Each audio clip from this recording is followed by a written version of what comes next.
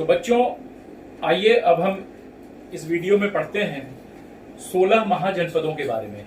जैसा कि हमने इसके पहले के वीडियो में चर्चा किया कि 6ठी शताब्दी ईसा पूर्व से लेकर और 6ठी शताब्दी ईस्वी तक के बीच में बहुत सारे परिवर्तन देखने को मिले और खास करके राजवाड़ों का उदय हुआ, राज्यों का उदय हुआ, उसमें किसान वर्ग और नगर वर्ग की उत्पत्ति हुई। जब राजाओं का उदय हुआ तो उनकी सेना भी तैयार हुई, कृषक वर्ग भी तैयार हुआ। इसी क्रम में जो उत्तर भारत के क्षेत्र में विभिन्न राजनीतिक जो परिदृश्य है उसके बारे में हमें अन्य जगहों से तो नहीं, लेकिन बौद्ध धर्म के अंगुत्तर निकाय में हमें 16 महाजनपदों का वर्णन मिलता है। अंगुत्तर निकाय के जो ग्रंथ हैं उसमें जो 16 महाजनपद हैं वो भिन्न भिन्न हैं।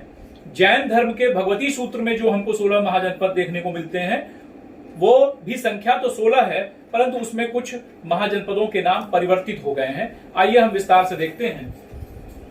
प्रारंभिक राज्य 16 महाजनपदों का उल्लेख इतिहास की बौद्ध निकाय बौद्ध के पुस्तकों में देखने को मिलता है। संपूर्ण प्रदेश अनेक स्वतंत्र राज्यों में विभक्त था।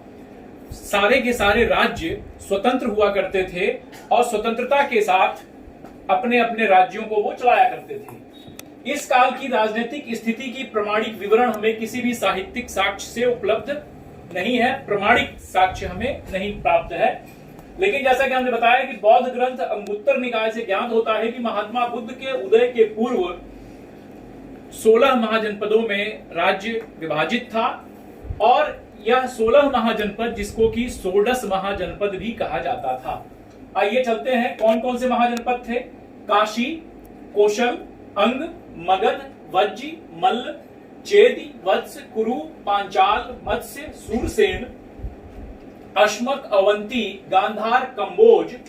और जैसा कि हमने आपको बताया कि भगवती सूत्र जो जैन धर्म का है उसमें अलग 16 महाजनपदों का उल्लेख मिलता है, जिसमें कि आपका काशी, कौशल, अंग, मगध, वज्जी, मल्ल, वत्स, ये इतने तो थे ही महानगर। उसके अलावा जो हमें मिलते हैं वो मालव, पाट्य, बंग, अच्छ, लाढ़, अवध, मलय, कोच और संभुत्तर, ये अलग हमको महाजनपद देखने को मिलते हैं। आइए हम विस्तार से यहां चलते हैं महाजनपदों का। यहां कहां पर कौन कौन से महाजनपद थे इस मानचित्र में हमने दर्शाने का प्रयास किया है। पहला अगर आते हैं काशी, तो काशी आप देखेंगे ये काशी है और ये आज के उत्तर प्रदेश में यह काशी जो आज का वाराणसी है आप भली भांति परिचित होंगे। यहां की राजधानी वाराणसी हुआ करती थी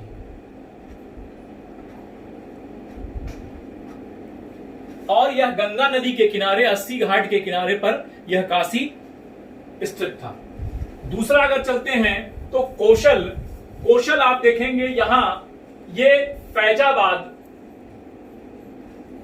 जो आधुनिक उत्तर प्रदेश का फैजाबाद जनपद है वहां पर यह कौशल विद्यमान था और यहां की जो राजधानी थी वो थी श्रावस्ती।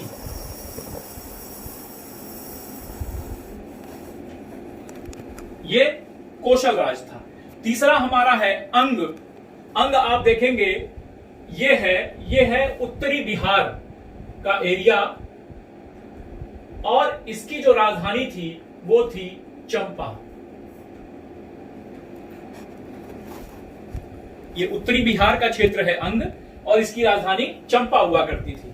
चौथा जो मगध साम्राज्य है ये आप देखेंगे मगध महाजनपद, ये सबसे प्रमुख महाजनपद था और ये दक्षिणी बिहार का भाग था और इसकी जो राजधानी थी वो प्रारंभ में थी गिरिब्रज या राजगृह और कालांतर में चलकर इसकी राजधानी पाटलिपुत्र हो गई।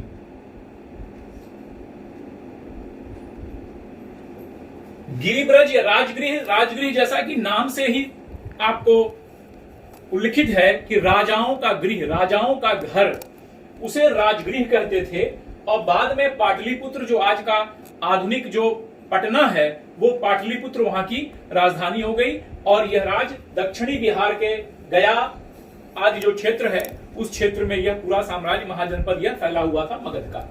आगे चलिए, आगे है वज्जी। वज्जी आप देखेंगे ये है, और यहां की राजधानी हुआ करती थी वैशाली।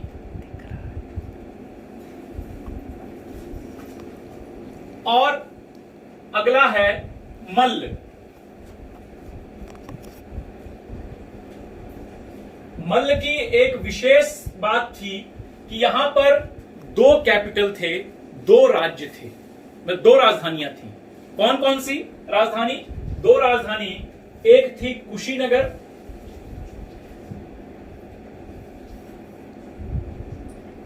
और दूसरी थी पावा।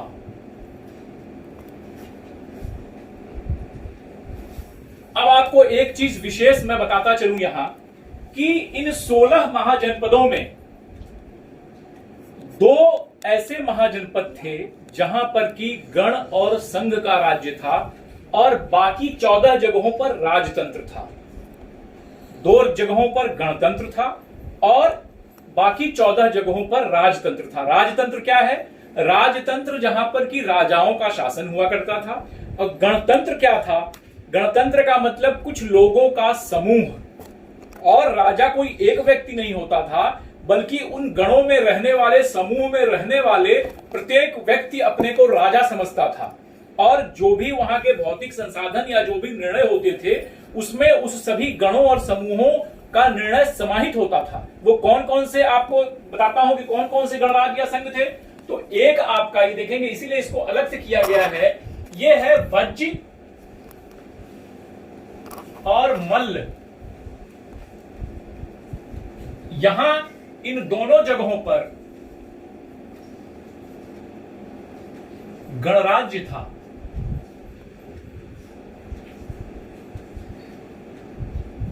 और बाकी जगहों पर राजतंत्र आपको देखने को मिलता है। तो आगे चलते हैं। चेदी। चेदी जो है ये है बुंदेलखंड का एरिया और यहां की राजधानी सुक्तामती। ये चेदी जो आधुनिक बुंदेलखंड का है, उत्तर प्रदेश का जो पश्चिमी जिला है बुंदेलखंड का, वहां पर ये चेदी था जहां की राजधानी ये सुक्तमती हुआ करती थी। अगला है वत्स। ये है वत्स। वत्स भी उत्तर प्रदेश का आपके ही प्रयागराज और कौशांबी जनपद में यह महाजनपद फैला हुआ था वत्स, और इसकी राजधानी कौशांबी हुआ करती थी।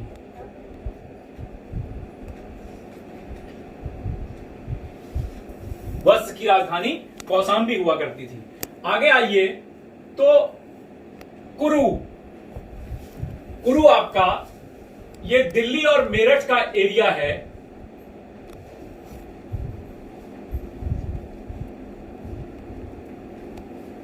और यहां की राजधानी हस्तिनापुर हुआ करती थी।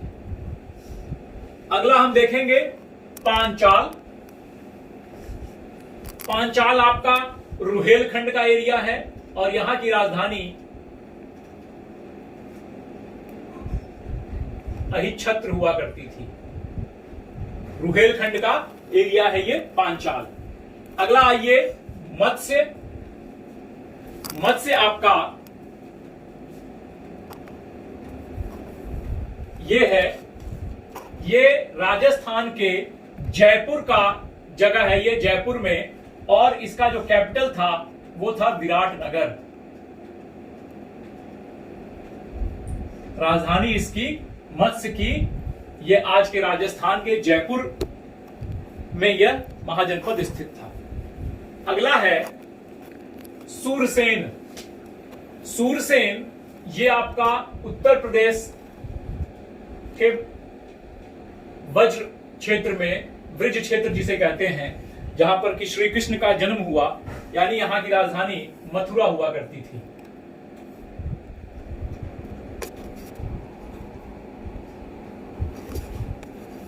अब आगे चलते हैं अश्मक। अश्मक आपका ये नर्मदा और गोदावरी नदी के बीच का जो क्षेत्र था, गोदावरी और नर्मदा नदी के बीच में यह अश्मक महाजनपद था और यहां की जो राजधानी थी वो प्रतिष्ठान थी।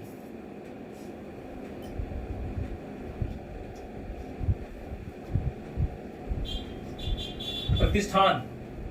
अगला चलिए, तो अवंती आपका ये है, इसकी राजधानी महिष्मती हुआ करती थी।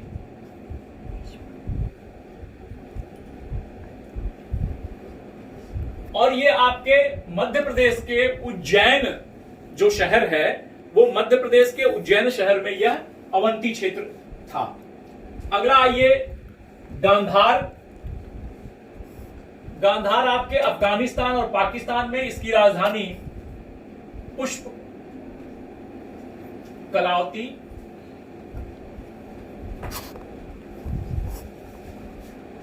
अगला है कंबोज, इसकी जो राजधानी थी वो हाटक और राजपुर, जिसे हाटक कहते हैं या राजपुर कहते हैं।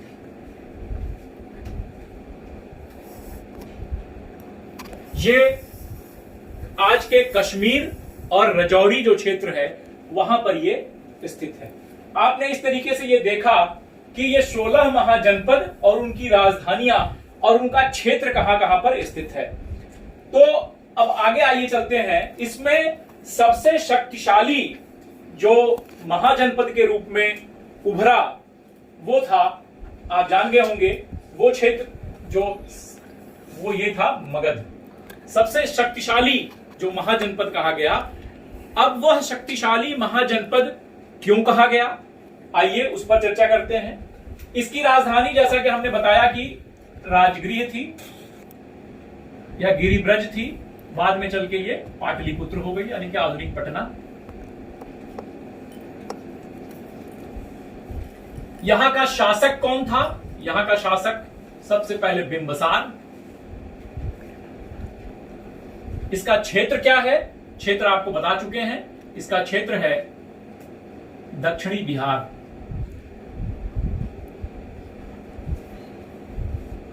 उल्लेख इसका कहां पे है? तो अंगुत्तर निकाय, बौद्ध धर्म के ग्रंथ अंगुत्तर निकाय और जैन धर्म के भगवती सूत्र में इस महाजनपद का उल्लेख है। अब यह क्यों महाजनपद शक्तिशाली हुआ? कुछ इतिहासकारों का कहना है कि यहां पर खेती बहुत अच्छे से होती थी, उपजाऊ जमीन थी, इसलिए यह मगध महाजनपद का अत्यधिक विकास हुआ और यह शक्तिशाली महाजनपदों की श्रेणी में गिना जाने लगा। अगला तर्क देते हैं कि चूंकि लोहे की खोज हुई और लोहे का पहले जब झारखंड बिहार में ही था तो यह क्षेत्र पूरा झारखंड में आता था और झारखंड लोहे और कोयले के खदानों के लिए बहुत प्रसिद्ध था। और लोहे की खोज होने से जो 6ठी शताब्दी ईसा पूर्व में क्रांति आई और खास करके जो अधिकतर संख्या में खदानें हमको मगध में मिली हैं, इसलिए इस मगध क्षेत्र का विकास अत्यधिक हुआ और उन हथियारों के उपकरण बनने लग गए और उन उपकरणों से हथियार बनते थे और राजा महाराजा अपनी सेनाओं को अच्छे हथियारों से सुशोभित करते थे। और यही कारण था कि यह राज्य जो मगध है वो अत्यधिक शक्तिशाली राज्य के रूप में उभरा। अगला है, यहां पर जंगली हाथी भी मिला करते थे। इतिहासकारों का कहना है कि इन जंगली हाथियों के मिलने से जो राजाओं के सेनाओं में जो हस्ती सेना है उसके निर्माण करने में उनको बड़ी आसानी हुई, जो कि अन्य जनपदों को, महाजनपदों को नहीं मिली। इसलिए यह मगध अत्यधिक महत्वपूर्ण हुआ। और यह चूंकि आवागमन गंगा नदी के और उसके सहायक नदियों के किनारे होने के कारण आवागमन यहां पर सुलभ हुआ अन्य जगहों की अपेक्षा, और व्यापार को यहां बढ़ावा मिला। लोग व्यापारिक मार्ग से यहां आने जाने लग गए नदी के माध्यम से, और इसलिए यह महाजनपद अत्यधिक शक्तिशाली हुआ। परंतु एक जैन और बौद्ध धर्म के जो मानने वाले हैं उनका यह भी कहना है कि नहीं, इसके महाजनपद के शक्तिशाली होने के पीछे मात्र ये कारण नहीं था, बल्कि उसके कारण अधिक अलग अलग थे। वो क्या बताते हैं? वो बताते हैं कि चूंकि इस मगध महाजनपद में ऐसे शासक हुए शक्तिशाली जिन्होंने अपने कार्यों के माध्यम से, अपनी सेना के माध्यम से इस मगध महाजनपद को एक अलग स्थान दिया। तो आइए जानते हैं कि मगध में कौन कौन सा वंश का शासन रहा। आप ये देखिए, सबसे पहले हर्यंक वंश, उसके बाद शिशुनाग वंश और उसके बाद नंद वंश की तरफ चलते हैं। आइए, हर्यंक वंश में सबसे पहले बिंबसार, जिसने की मगध साम्राज्य की स्थापना की, मगध महाजनपद की, और बिंबसार के बाद इसका पुत्र आता है अजातशत्रु। अजातशत्रु के बारे में हम आपको बताते चले कि बहुत प्रसिद्ध शासक हुआ यह हर्यंक वंश का, और जो बौद्ध धर्म की सबसे पहली संगीति हुई, जो उसका सम्मेलन हुआ, वो अजातशत्रु के समय में हुआ, प्रथम बौद्ध संगीति।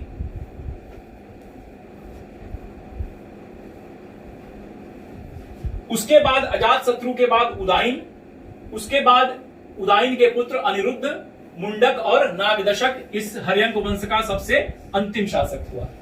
अब आगे आइए, दूसरा था वंश शिशुनाग वंश। शिशुनाग वंश में जो पहला शिशुनाग वंश का संस्थापक वो शिशुनाग हुआ, उसके बाद उसका पुत्र कालाशोक हुआ, उसके बाद उसका पुत्र नंदिवर्धन हुआ अंतिम शासक के रूप में। अब आइए आपको बताते हैं, कालाशोक इस वंश में सबसे प्रसिद्ध शासक हुआ। यहां पर द्वितीय सेकंड बौद्ध संगीति हुई थी। इसके कार्यकाल में दूसरी बौद्ध संगीति हुई थी।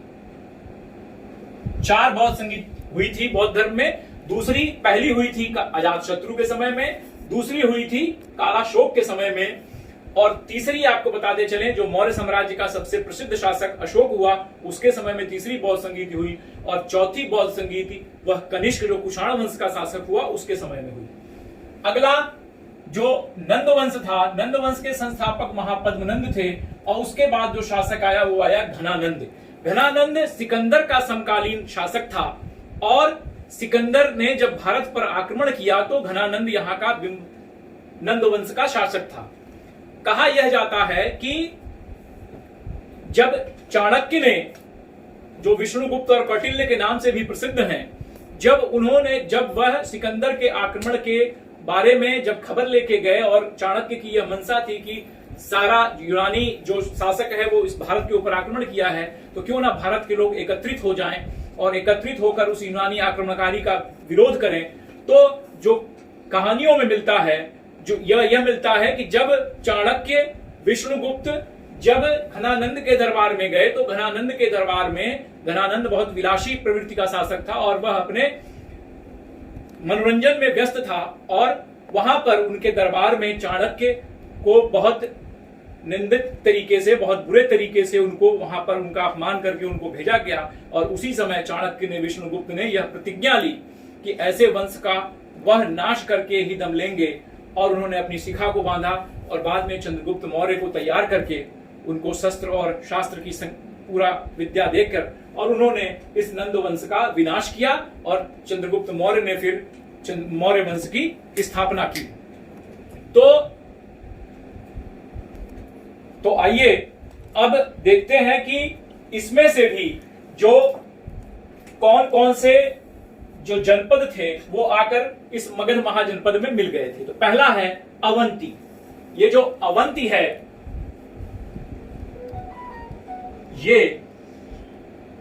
ये मगध में आकर मिल गया। क्यों? क्योंकि कहा यह जाता है कि मगध के राजवैद्य जीवक ने जाकर यहां के राजा जो कि पीलिया से ग्रस्त थे उनका उपचार किया, और उपचार करने के बाद जब वह स्वस्थ हो गए तो मैत्री भाव से उन्होंने इसमें विलय कर लिया। दूसरा है कौशल। कौशल का जो यहां के जो राजा थे वो थे प्रसेनजीत, और कहा जाता है कि प्रसेनजीत ने अपनी पुत्री वाजिरा का विवाह अजातशत्रु से कर दिया, और अजातशत्रु के साथ विवाह करने के बाद अजातशत्रु राजा बन गया। अगला है वज्जी। ये वज्जी भी क्यों? क्योंकि ये वज्जी एक संघ था। वज्जी आपको बता रहे गण राज्य था, वहां पे गण था, और महात्मा बुद्ध और जैन धर्म के लोग गणों से ही, गणराज्यों से ही संबंधित थे।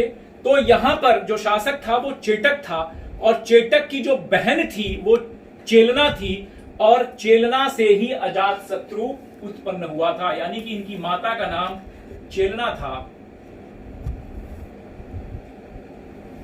और ये वज्र के शासक प्रसेनजीत की बहन थी। अगला है अंग।